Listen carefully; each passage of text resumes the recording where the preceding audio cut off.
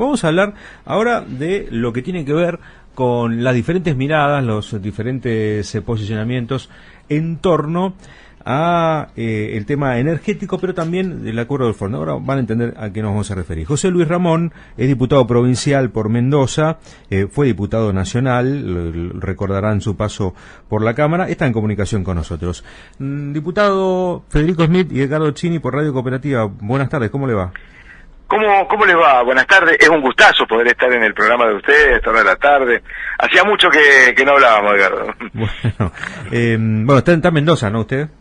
No, hoy vine a la reunión del Consejo Económico Social. Estuvo aquí. Y estoy acá hasta mañana ya nuevamente por Mendoza. ¿Qué tema este de la electricidad, ¿Cómo estamos con el tema energético en general? Porque uno ve lo que está pasando con lo que dijo, ¿no?, el secretario de Energía, que vamos a tener problemas básicamente con el gas, pero también tenemos problemas energéticos, ¿no?, como lo hemos visto en el verano, cuando hubo cortes de luz. ¿Cuál es la situación que tiene hoy por hoy el país? Bueno, en la Argentina yo hace muchos años vengo siguiendo el proceso de la prestación del servicio público de electricidad, de gas, y en las provincias de manera descentralizada el transporte público, el agua, el saneamiento. En los años, la verdad que tuvimos 4 años, y uno parece que es reiterativo con eso, pero es necesario aclararlo. Los años que fueron de 2015 a 2019, hubo una manera de conducir la administración y la disposición de los servicios públicos de gas y de electricidad, que hoy estamos en una situación muy delicada. Y lo digo, y esto es muy importante, sobre todo para los oyentes, estoy parado del lado del usuario y consumidor, porque por ahí si nos pagamos desde el análisis macroeconómico, de cómo funciona la producción de energía, de gas, de electricidad, cómo se la transporte, cómo se la distribuye, es un tema muy técnico que muy pocos van a lograr comprender, pero mirado desde el consumidor, desde la factura que recibe un jefe o jefa de una familia, de una pyme, es decir, de aquel que utiliza la electricidad o el gas, se da cuenta que algo no está como corresponde. Y en esos 4 años, en donde el presidente Macri dio rienda suelta y vía libre a concebir los servicios públicos de gas, de electricidad y cualquiera fuera de ellos, como verdaderos bienes de mercado, en donde los proveedores del servicio público se transformaron netamente en empresarios que con la venta del producto gas y del producto electricidad tenían que asegurar sus costos, sus rentabilidades, y que las inversiones que iban a realizar esos empresarios que venden la energía a los usuarios, lo iban a hacer en la medida que tuvieran recaudación tarifaria por parte de los usuarios para poder hacer las inversiones y mejorar el servicio. Yo no sé si se logra entender lo que quiero decir, cómo se entendió al gas y a la electricidad en esos años, y cómo creemos nosotros que se tiene que entender, y cómo hoy el Frente de Todos está patinando en el aire como consecuencia de todo eso. La electricidad, en los años 2015-2019, producirla, el sistema interconectado federal, tuvo un aumento del valor de la electricidad del 700%. Y eso lo autorizó la Secretaría de Energía en esa época. No sé si se acuerdan, Aranguren era el ministro, sí, claro, de Energía, que autorizó esa monstruosidad de dinero que ingresó a estos proveedores con una, quiero decir el término adecuado, con una promesa de hacer las inversiones que se necesita para prestar un servicio eficiente, ampliar las redes de distribución y permitir que los usuarios que no tienen acceso al servicio o los que lo tienen de manera deficiente lo pudieran mejorar. Bueno, nada de eso ocurrió. De hecho, en el gas, por ejemplo, déjame que te cierre ahí, en el gas el aumento fue mucho mayor, 3.400%, y las distribuidoras como la que distribuye en Cuyo, distribuidora de gas cuyana, repartieron todas sus ganancias y no hicieron las inversiones para mejorar las redes.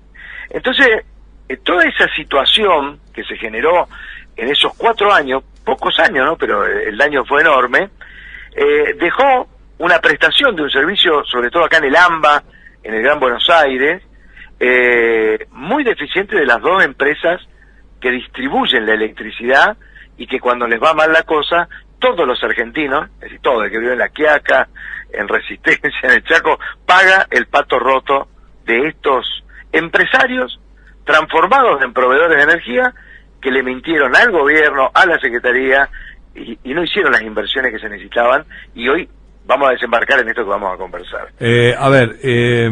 Diputado, ¿cómo va? Edgardo Chini te saluda. ¿Cómo te va, Edgardo? Un gusto. Como siempre. Te ayuda la melena, te digo, porque te tomaron muchas veces hoy ahí en el CCK, tenías un camarógrafo alquilado, me parece, porque apareciste varias veces ahí, incluso en este rol, ¿no? Que has cambiado. Desde hoy por hoy sos mandato cumplido en el orden nacional, pero te estás desempeñando en tu provincia ahí en Mendoza. Siguiendo tu relato, hay alguna relato hoy por hoy está mal connotada, ¿no? Pero tu respuesta a la descripción que estabas haciendo, por un lado hay una situación de concentración que claramente marca la agenda, ¿no? ¿Cómo hacer para que sean otros los actores que participen de los distintos negocios, en este caso del negocio eléctrico, del negocio energético, del negocio del combustible? Porque vos mencionabas lo de Languren, hombre que era accionista de Shell, bueno, después no sé cómo arregló los papeles al respecto, pero lo que uno tiende a pensar es que son los mismos actores los que quieren, hoy por hoy explotan una determinada energía, y hasta que ellos no arreglen ver de qué manera van a ser los que van a explotar las nuevas energías, ¿no? Como puede ser el caso del hidrógeno, de la eólica y demás, no se va a lograr el avance al respecto.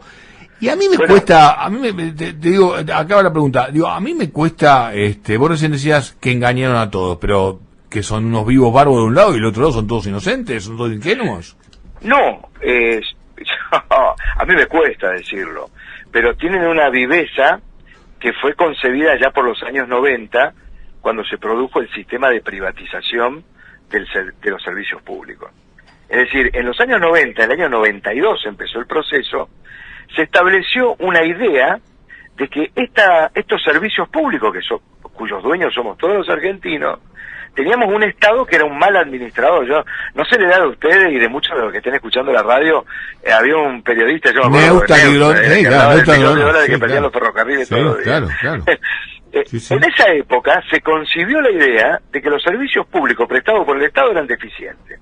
Entonces transformaron lo que era la provisión de un servicio público en la privatización de un negocio que ya no era un proveedor del Estado, sino que era una empresa sociedad anónima que, apoderado monopólicamente de la producción, del transporte y de la distribución, tanto sea del gas como de la electricidad, era un negocio. Es decir, empezó a haber un sistema de prestación de servicios públicos que daba rentabilidad a los empresarios.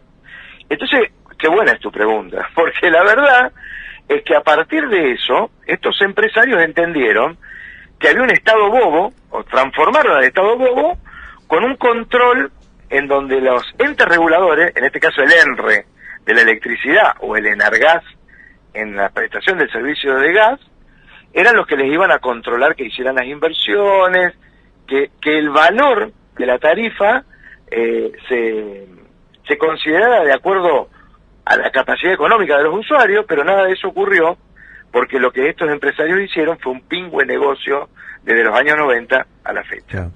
¿Y qué pasa? Desentrañar todo este negocio es muy difícil porque los pícaros vivos, vos recién lo dijiste, si fueron muy vivos, desguazaron la prestación del servicio público. Por un lado, se estableció con un interés simple que la producción del gas y de la electricidad era una cuestión de mercado. Es decir, se maneja por el valor que tiene el gas o la electricidad de acuerdo a las reglas del mercado internacional. Y que el transporte del gas y de la electricidad hasta las provincias, hasta los lugares, y la distribución eran dos cosas distintas que se transformaban en un servicio público, pero que dependía el valor que pagábamos los usuarios de la oferta y la demanda de quienes producían el gas o de quienes producían de electricidad. José Luis. Ese es el sistema, inentendible por una persona común. Entonces, para un Estado, yo celebro en el Frente de Todos del año 2019, del cual nuestra política, de nuestro partido político es un aliado. Tuvimos la oportunidad de discutir puertas adentro de la ley de la zona fría, por ejemplo. Eso permitió establecer que esta manera de distribuir el gas domiciliario tuviera una cuestión de equidad en aquellos lugares de la Argentina que tienen una zona fría donde el invierno dura 3 meses. Pero con la electricidad no hay manera, no ocurrió eso. ¿Por qué? Bueno, porque justamente el sistema eléctrico no funciona como el gas, en donde se saca de las entrañas de nuestro estado, cuando no alcanza se importa desde Bolivia o desde los gases de los barcos gasíferos que vienen desde Rusia y de otros países, sino que el sistema eléctrico es un sistema en donde los productores de energía son no más de 15 empresarios, ¿no? Que establecen que el valor de la energía eléctrica lo va a hacer a un precio con valor internacional y que eso lo va a conciliar con las distribuidoras una empresa que se llama Camesa.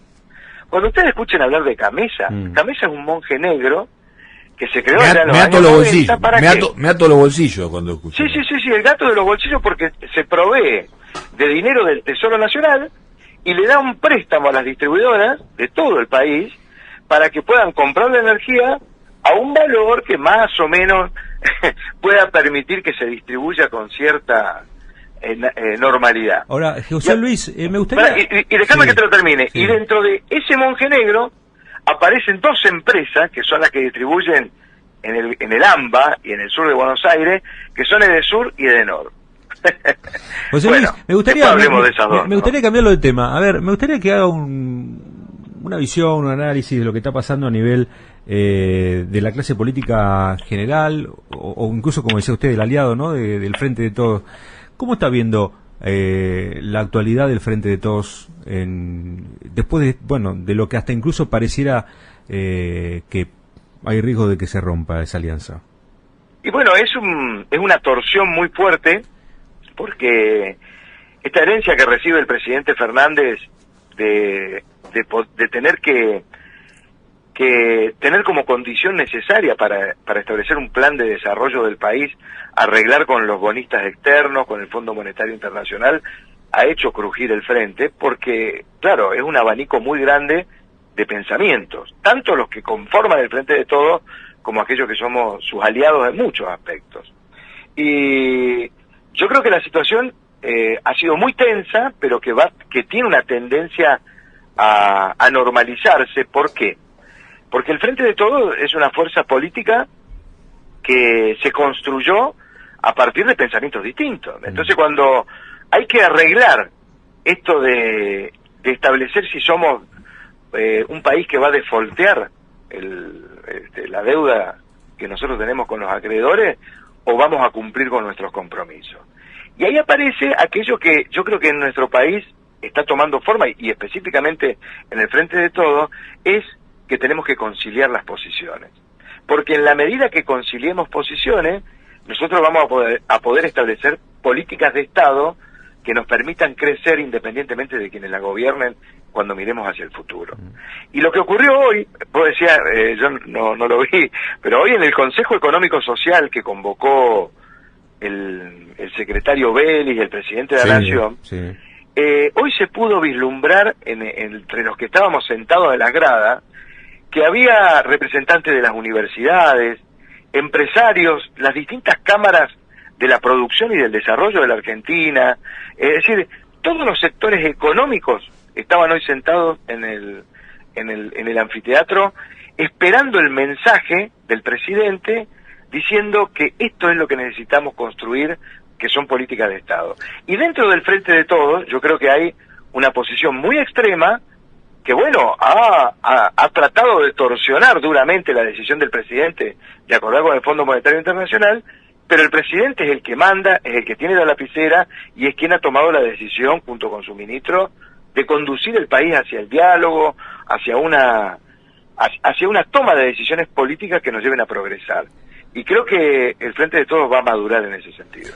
José Luis, muchísimas gracias por esta comunicación. Un día lo invitamos a que se venga aquí al piso cuando esté por Buenos Aires y charlamos de vuelta, ¿le parece? Para mí va a ser un gustazo y que podamos seguir hablando de política. Bueno. Y yo sé que a ustedes les gusta y mucho, che. Y del rugby en un ratito también vamos a hablar. Por favor, sí. Del rugby también vamos a hablar un dejemos ratito. unos segundos para la ovalada que se lo merece. Sí, señor. Alguno le va a pedir algún vino que trae de Mendoza, porque yo no soy de esos que piden cosas al aire, no queda bien. Gracias, Bueno, pero alguna cajita se puede descolgar por el estudio. Gracias, José Un abrazo Luis. enorme Un abrazo y un saludo enorme. a los que escuchan la radio a esta hora de la tarde. Muchas gracias, un saludo. Era José Luis Ramón, diputado provincial por la provincia de